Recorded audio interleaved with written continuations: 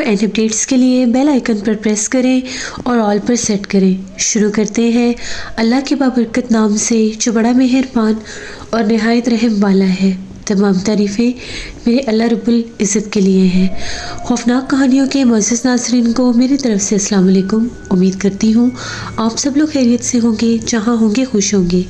आज आप लोगों के लिए बहुत डरावनी कहानियाँ लाई हूँ जिन्हें आप लोग बहुत पसंद करेंगे।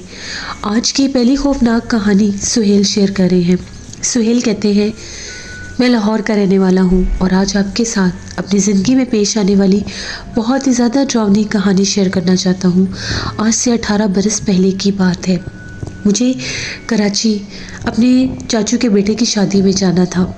घर वाले जो थे वो लोग पहले ही जा चुके थे। मुझे नौकरी से छुट्टी ना मिलने की वजह से मैंने सबसे आखिर में जाना था। बिलाखिर मेहंदी वाली रात मैंने घर से निकलना था। मैंने शाम का सफ़र शुरू किया। मुझे ट्रेन पर जाना था, तो जैसे ही मैंने ट्रेन का सफ़र शुरू किया मौसम बहुत सा ख़राब था। बहुत तेज़ हवाएं चल रही थी, आंधी आ रही थी, जैसे अभी बारिश शुरू हो जाएगी। यहाँ तक कि हम लोगों का सफ़र शुरू हो गया। रास्ते में ट्रेन का सफ़र और मैं खिड़की वाली जानिब बैठा हुआ था। तभी बहुत तेज़ मूसलाधार बारिश शुरू हो गई। वो सफ़र बहुत ही ज़्यादा और भी दिल फरेब हो चुका था। बरसती बारिश में ट्रेन की आवाज़, सब कुछ बहुत अजीब सा था। आहिस्ता आहिस्ता अंधेरा बढ़ने लग गया। तकरीबन 1-2 घंटा बारिश मुसलसल होती रही। बहुत तेज़ बारिश थी, तूफ़ानी बारिश, साथ बादल भी गरजते थे। तभी जब बारिश रुकी, रात हो चुकी थी। रास्ते में कुछ स्टेशन पर गाड़ी काफ़ी देर के लिए रुकी क्योंकि बारिश की वजह से कुछ मुसाफिर बहुत देर से पहुंचे थे, इसलिए ट्रेन आज काफ़ी ज़्यादा लेट हो गई। रात तकरीबन 9-9:30 बजे का टाइम होगा। ट्रेन एक सुनसान से स्टेशन पर रुकी। पता नहीं वो कौन सी जगह थी।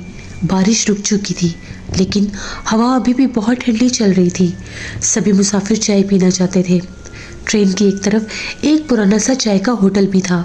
जैसे ही सबने देखा कि वहाँ पर चाय बन रही है और खाने के लिए भी चीज़ें मौजूद हैं, तो सभी मुसाफिर ट्रेन से नीचे उतरे। क्या बच्चे, बूढ़े, ख़वातीन, सभी को उस वक्त चाय की बहुत ज़रूरत थी। मैं भी उतर गया। सबने जाकर अपने लिए चाय का बोला। काफ़ी ज़्यादा लोग चाय ले चुके थे। मेरी बारी काफ़ी देर से आई। मैंने भी चाय का एक कप लिया और चलता चलता स्टेशन से थोड़ा आगे निकल गया क्योंकि ट्रेन अभी यहाँ पर रुकनी थी। 2 घंटे मुसलसल बारिश के बाद सभी को भूख भी लगी हुई थी और सबने चाय भी पीनी थी, इसलिए हमें कुली ने ये कहा था कि यहाँ पर ट्रेन कुछ देर रुकेगी।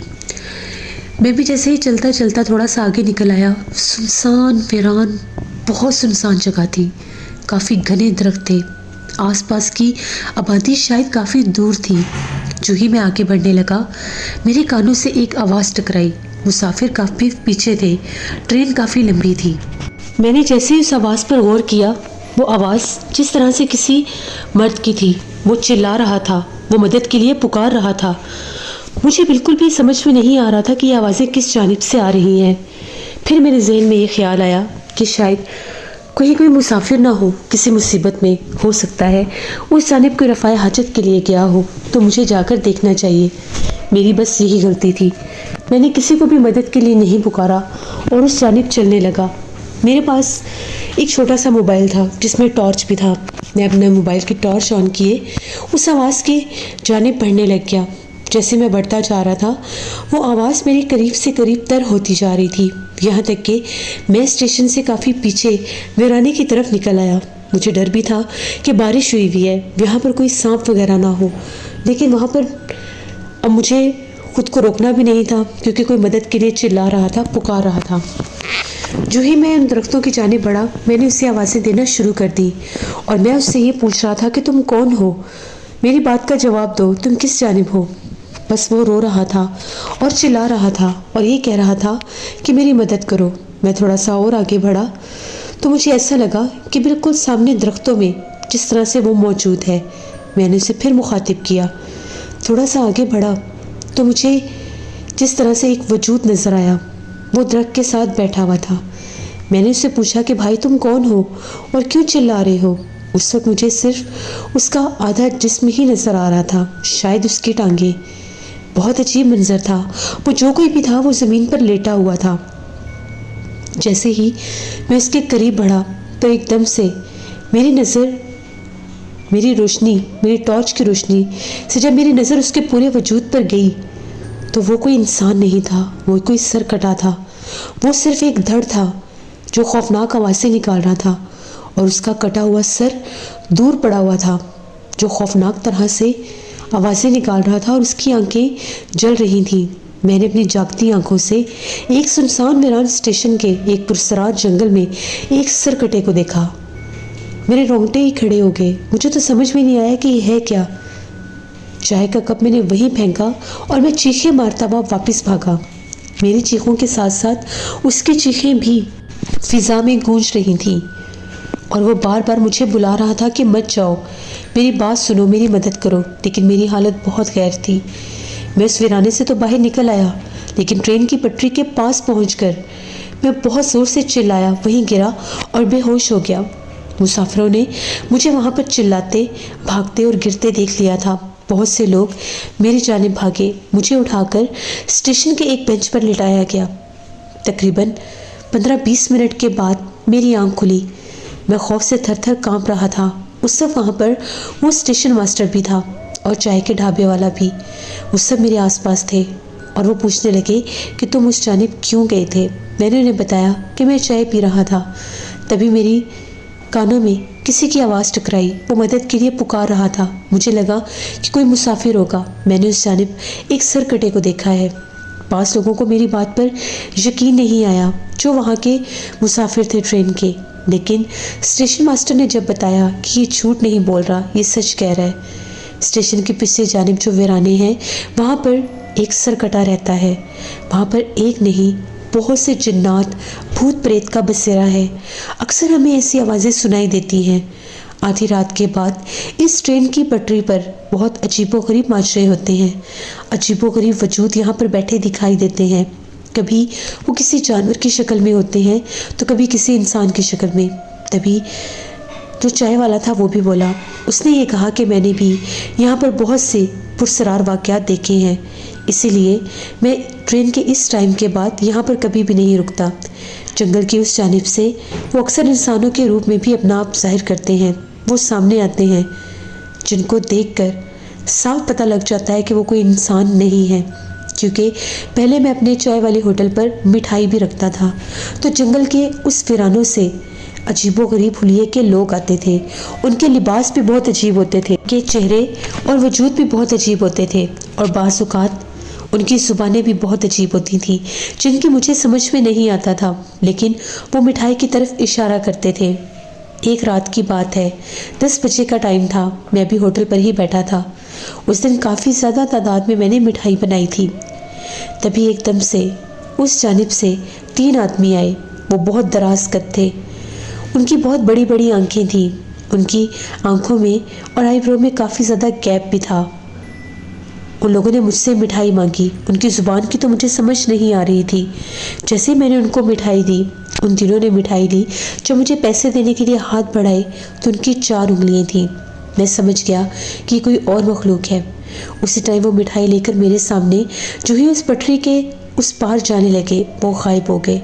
बस उसके बाद मैंने अपने होटल पर मिठाई रखना भी बंद कर दी, क्योंकि मुझे मेरे गांव के एक बुज़ुर्ग ने कहा था कि जब कभी अगर तुम उनको मिठाई देने से इनकार करोगे तो वो तुम्हें जानी नुकसान भी देंगे और तुम्हारे होटल को भी तहस नहस कर देंगे। बेहतर यही है कि तुम मिठाई रखना छोड़ दो। फिर मैंने यहाँ पर मिठाई रखना छोड़ दी। अक्सर उसके बाद भी वो चक्कर लगाते रहे। मैं हर बार यही कहता था कि मिठाई नहीं है, फिर वो चले जाते थे। अगर मेरे पास होती और मैं देने से इनकार करता तो वो मुझे यकीनन नुकसान देते। तुम झूठ नहीं बोल रहे, लेकिन तुमने बहुत बड़ी गलती की अकेले उस वीराने में जाने की। मैंने नहीं कहा कि मेरे बस की बात नहीं थी। वो इतनी बुरी तरह से मदद के लिए पुकार रहा था कि मैं खुद को रोक नहीं सका और मैं उसकी मदद करने के लिए उस जानिब जा निकला। तभी स्टेशन मास्टर ने कहा, वो आवाज़ें होती ही ऐसी हैं कि इंसान अपने आप को रोक नहीं सकता। जैसी वो आवाज़ें कानों में टकराती हैं, खुद ब खुद कदम उस आवाज़ की जानिब बढ़ने लग जाते हैं।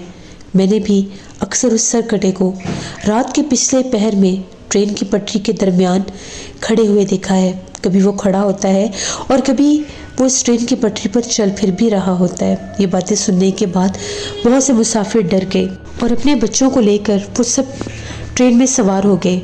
उसी वक्त स्टेशन मास्टर ने कहा, अब यहाँ पर रुकना बिल्कुल भी मुनासिब नहीं है, बेहतर यही है कि इस ट्रेन को यहाँ से ले जाएं।